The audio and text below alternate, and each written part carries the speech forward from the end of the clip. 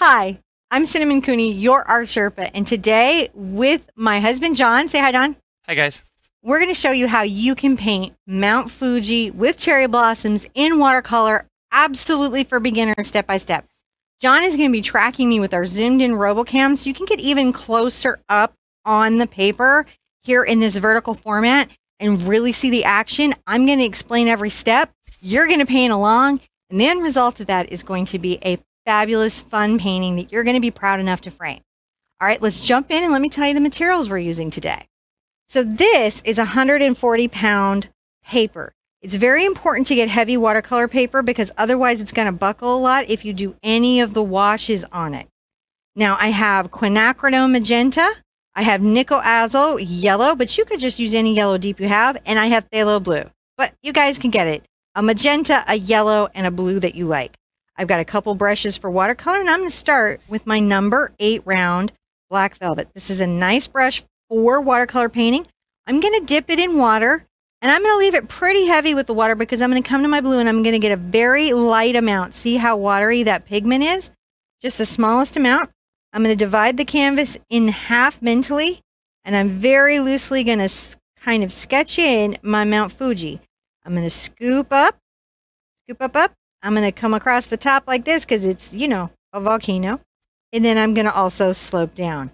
And that lets me know the angle of my Fuji. Now, if I want to make it steeper, it's easier to add, but it's very challenging to take away because this is watercolor.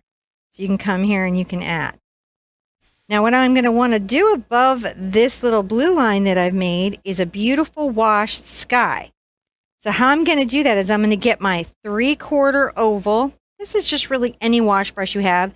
I'm going to dip it in water. I'm not even going to take off the excess. And I'm going to go right up to the line where I put my blue so it can start to bleed into the water. And I'm going to create an area for what's called blooming. Now, the trick of this is that your paper needs to be wet enough for it to have a capillary action where it could possibly bloom. And I'm going to put just a small amount of pigment up here on my brush. Right there. See how I just barely get it wiggling to the edge and the way the wet just picks it up? And I'm going to put just that small amount out on my paper. Once that's out, I'm going to come right to this edge, make sure this is really wet. I'm going to get a lot of my phthalo. See how much more? And I'm going to come along this edge. And I'm going to let that just bloom out. I'll get more paint as I need it coming along this edge, and see how it's blooming out into the sky? And I'm going to be really brave and just let that be as it is. I'm not going to try to make it do anything else other than dry. All right, fantastic. I'm going to rinse my brush out really well. And I'm going to do another fun thing here. I'm going to come along the bottom, and I'm going to go ahead and add some sort of very loose little watery shapes. And they're going up and down. Hopefully you can see them up and down. I'm going to come back and do that same thing I did before so you can see the line with my pink. I'm going to come here. I got a little bit too much on there, and I'm just going to bring this back. If ever you get too much, I'm going to just take that to the edge. Did you know you could pick up watercolor? I'll pick a little of that up. I think I'm going to get just a smidge. See the yellow in there? I'm going to just come and I just want to make a very uneven little pink edge here. I need my edge to be super uneven because I want it to feel like a row of trees. And you can see I'm holding my brush on this angle. I'm stroking to the tip here along this edge. You could do your round if you wanted to. And I'm letting that go ahead and sort of color down. All right, look at how we're going. And where I had too much pigment, I can pick that up and add a little more pink into here. The nice thing about this is that's going to help me make a really wonderful little row of trees that I'm going to like a lot. Now, I'm going to rinse that out and get my number 8 round again. See that right here? And I'm going to go ahead, and this time I'm going to get just some more magenta on there, and I'm going to come along, and I'm going to make different little branches where the pink is, but everything is sort of still wet. You can see I'm pushing up and bringing this down, aren't I? bring that here. Come right over that little dry spot. You can come right up to the little edges with quite a lot of your little pigment like you might want, and just let that blend right there. Some of it quite pink, some of it not as pink. You can get a little of your pink and yellow mixed together so it's got a little more warmth to it. And you can see we're just tapping this down and letting this be. Coming along here. Loose, loose, loose, loose, loose. All we're doing, just loose, loose, loose. Little loose, loose, loose, loose, loose. Right? And right here and just little tap, tap, tap, tap, tap. Tap, tap, tap. Loose. I'm just dragging the edge, the tip of the brush. Maybe let's bring some little texture here. Just a very abstract, light little set. Little cherry blossoms. I can add more water if I want to turn this more into a wash. Right? So I can go more water, if it's needed.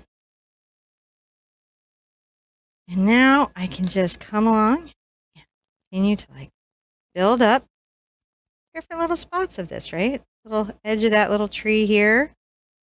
Little edge. I may even make some distant little birds if I'm feeling particularly playful. I bring a little bit right there, so just making it seem very plantish. I'm going to come along the bottom, soften with my water. That's nice and soft. And I think right here I'm going to go ahead and soften some of this a little bit because I felt like it was a little bit harsh.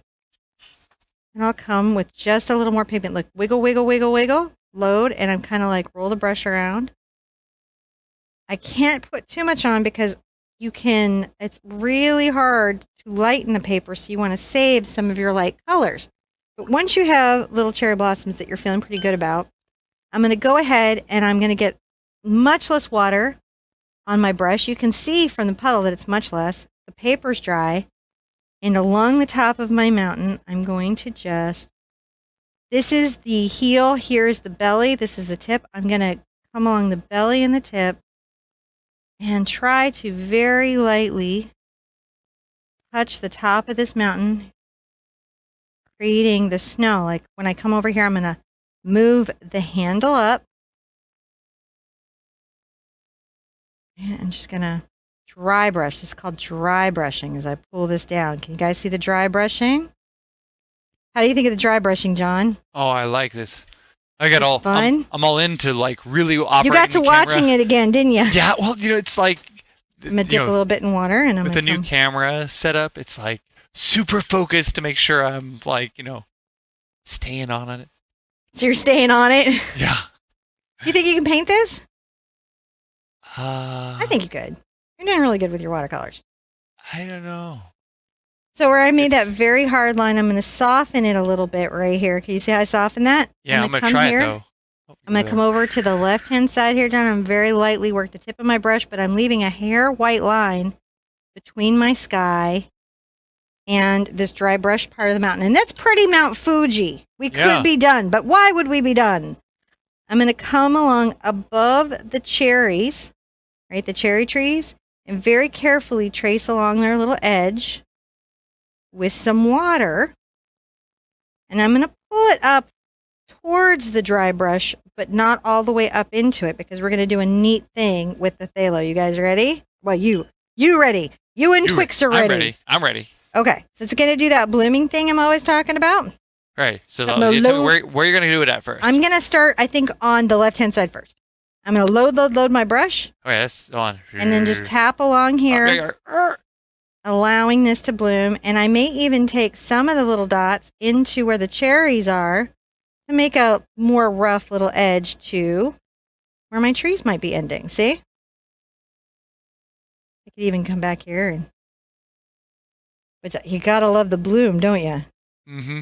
So the mountain, when you look at it at a distance, has this mid-range of cloud banks, which make it sort of in fog. So when you're painting Mount Fuji, which is a volcano, just something to think of. It is a volcano. Maybe dormant one, but you know how volcanoes are. You got to watch them. They don't like to be called dormant. They don't. They wake up. So you can see I'm just making these little edges very rough, right? And then where it was wet, it's bleeding. And see right there where it got a little dry? All I've got to do is just add this water and it softens, doesn't it? Yeah. So I can very easily soften this up the mountain, but still have that wonderful loose bloom coming up.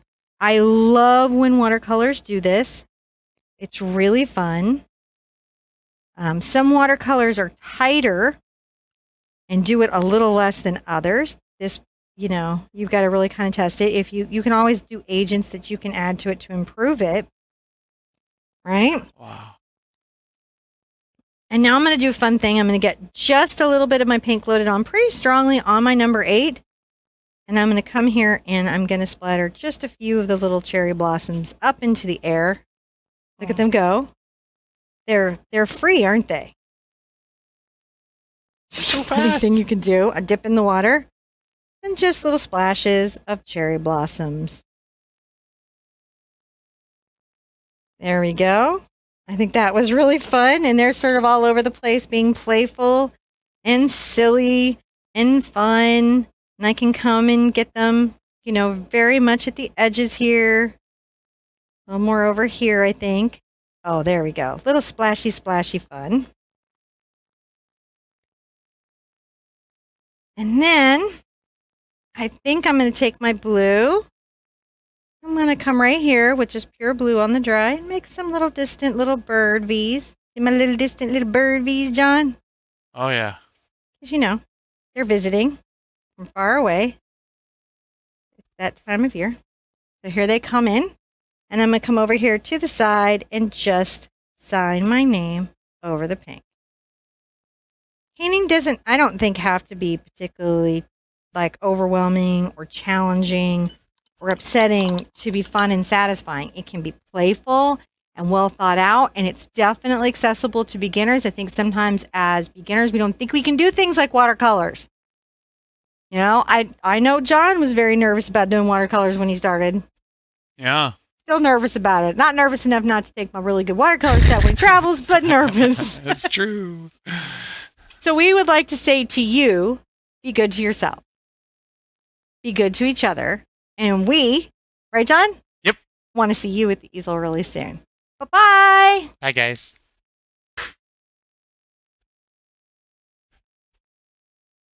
Budget clapper.